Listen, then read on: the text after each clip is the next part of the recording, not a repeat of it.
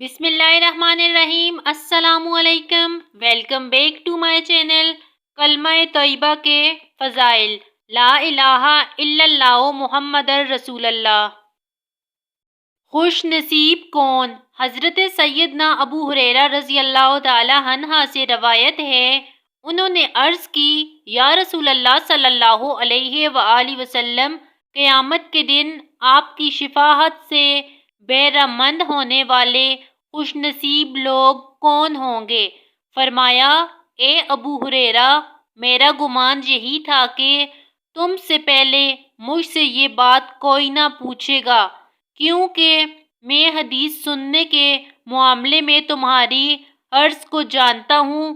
قیامت کے دن میری شفاعت پانے والا خوش نصیب وہ ہوگا جو سچے دل سے لا الہ الا اللہ کہے گا۔ افضل ذکر و دعا۔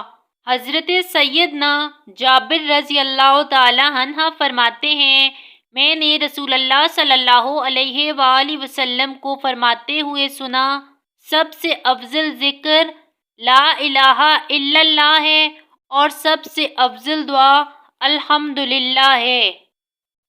آسمانوں کے دروازے کھل جاتے ہیں۔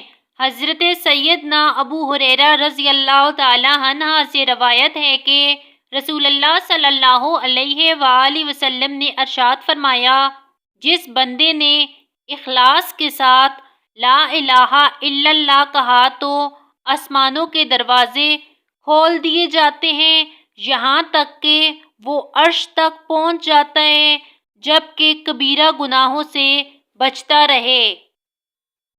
تجدید ایمان۔ حضرت سیدنا ابو ہریرہ رضی اللہ تعالی عنہ سے روایت ہے کہ رسول اللہ صلی اللہ علیہ وآلہ وسلم نے فرمایا، اپنے ایمان کی تجدید کر لیا کرو۔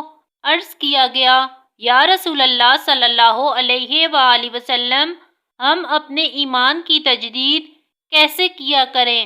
فرمایا، لا الہ الا اللہ کثرت سے پڑھا کرو۔ Thanks for watching the video.